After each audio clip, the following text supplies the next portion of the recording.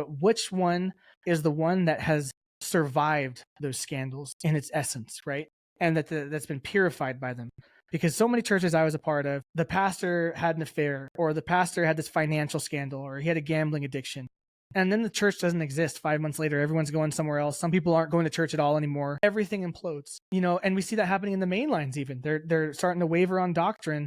And, what rich Protestant heritage you could say they had, they're now just throwing to the wayside to get with the world. And people are fleeing. They're imploding from the inside. But the Catholic Church, is kind of an awkward argument, has been through a beating, and we're still here. And we're better off for it than we were. And that's not to say that like those things were fine or they weren't a big deal. Many of them were atrocious tragedies of human failure, but the dogmas have not changed. The amount of people coming to Jesus is, in my opinion, increasing in the Catholic Church, and it's always been happening. And the fruit has not ceased.